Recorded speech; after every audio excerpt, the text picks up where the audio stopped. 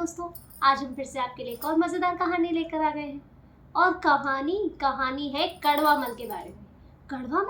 कड़वा मल थे एक बड़े से आदमी और उनकी आंखें थी एकदम बड़ी बड़ी और उनके नाखून भी बड़े बड़े और इतने कड़वे कि करेला भी शर्मा जाए उनसे।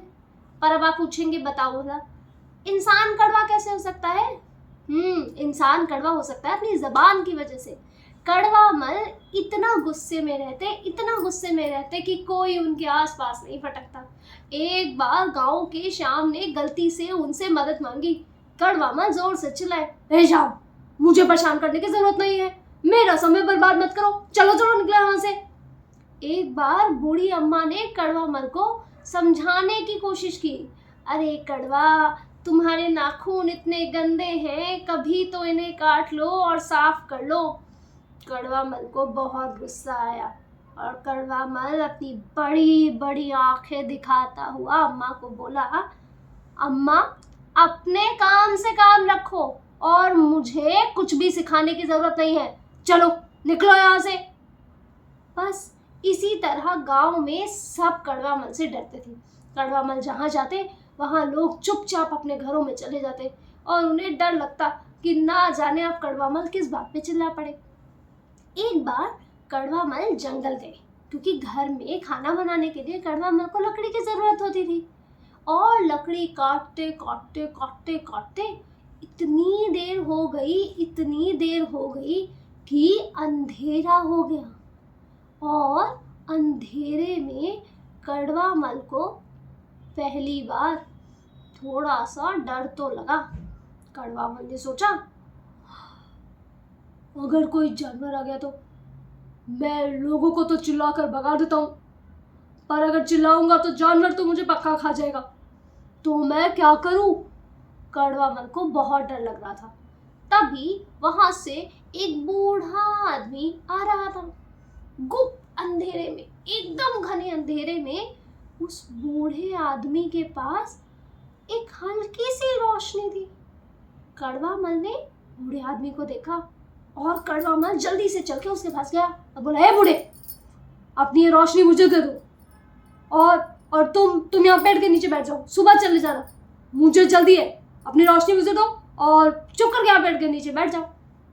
जैसे ही कड़वे मल ने ऐसे बोला, तभी वो बूढ़ा आदमी जोर से हंसा और बोला, ये रोशनी तो मैं तुम्हें नहीं दे सकता। कड़वा मल ने बोला, ऐसे कैसे नहीं दे सकते? एक थप्पड़ पड़ेगा ना तो सारी रोशनी दे दोगे। बूढ़े आदमी को समझ में आया और बूढ़े आदमी ने सोचा कि वो कड़वा मल को सबक सिखाएगा। तो बस उसने कड़वा मल को कहा, ये रोशनी तो मुझे थप्पड़ मार के भी नहीं ले सकते। कड़वा मल ने बोला, ऐसे कैसे?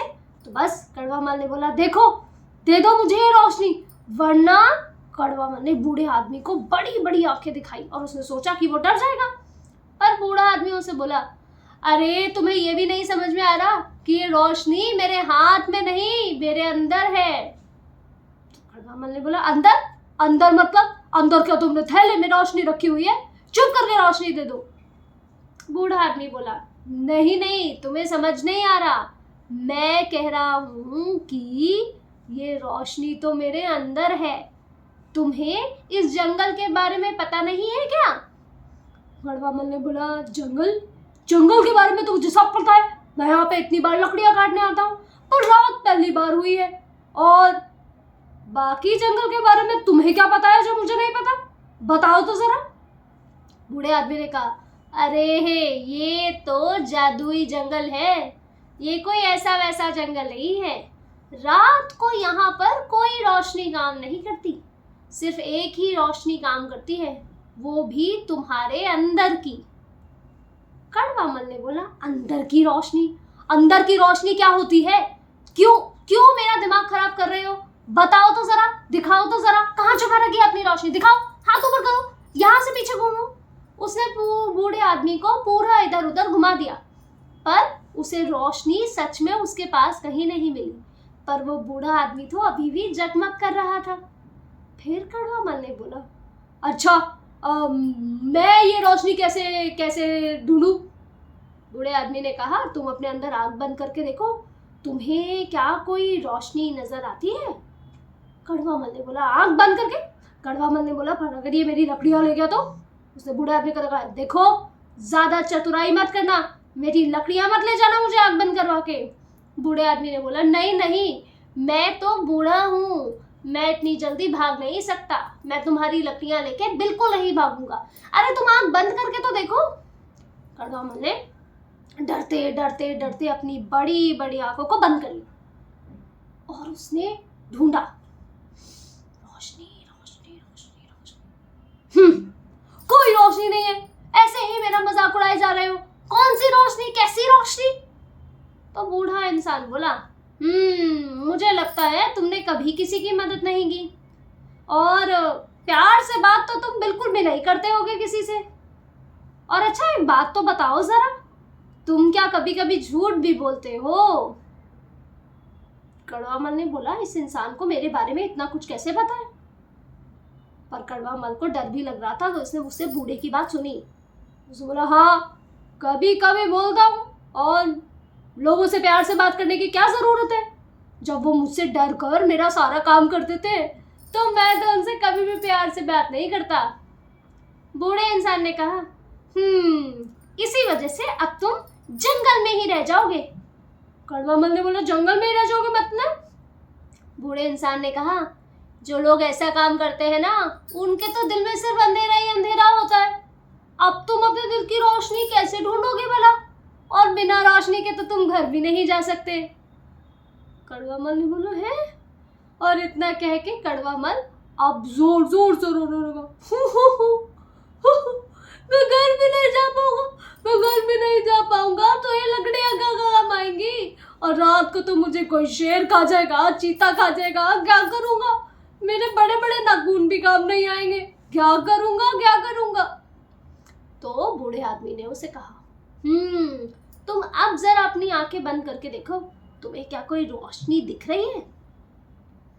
कड़वा मल ने बोला नहीं दिखती, अंधेरा होता है, एकदम अंधेरा।